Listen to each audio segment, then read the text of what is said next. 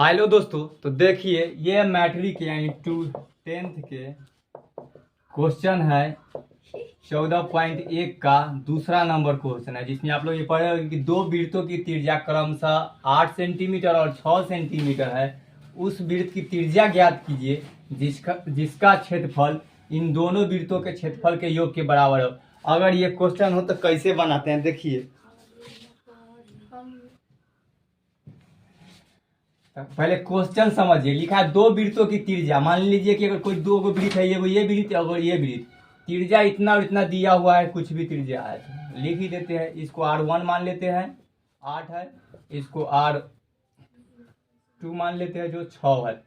अब उस वृत्त की त्रिज्या ज्ञात करनी, त्रिज्या अभी तक ज्ञात करना है, इतना याद रखिए कि वृत्त की त्रिज्या निकालना है ऐसे, जिसका क्षेत्रफल इन दोनों वृत्त के क्षेत्रफल के योग के मतलब इन दोनों के जोड़ने पर यानी इसका क्षेत्रफल जो आएगा उसके बराबर होगा, यानी कि दोनों के जोड़ने पर जो बड़ा बनेगा वो। तो इसलिए बनाने के नियम है कि पहले देख लीजिए दिया क्या गया है, तो लिखने वक्त तुम अच्छा से कि दिया गया है हमको पहला का R1 का मान दिया गया है 8 सेंटीमीटर और दूसरा R2 का मान दिया गया है 6 सेंटीमीटर। अब देखिए अब बोला गया है कि दोनों वृत्त के क्षेत्रफल के योग के बराबर है, यानी कि इसको इसका भी कुछ आएगा तो इसको बड़ा आर मान लेते हैं कि बड़ा है, तो इसका लिखते हैं बड़ा या बड़े वृत्त की त्रिज्या बड़ा। अब बोला गया दोनों के क्षेत्रफल के योग के बराबर है, यानी बड़ा वृत्त की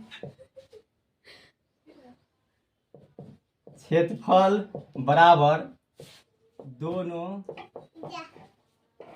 छोटे वृत्त की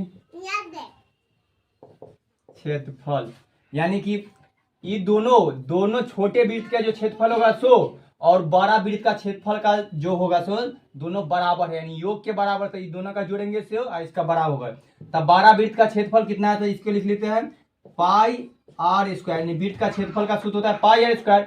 इसका बड़ा का सूत्र लिए हम बड़ा आर, तो ये लिख लिया बराबर दोनों वृत्त की क्षेत्रफल, यानी कि इसका और इसका। तो इसका हो गया पाई आर, तो इसको R1 माने हैं तो इसका स्क्वायर प्लस इसका है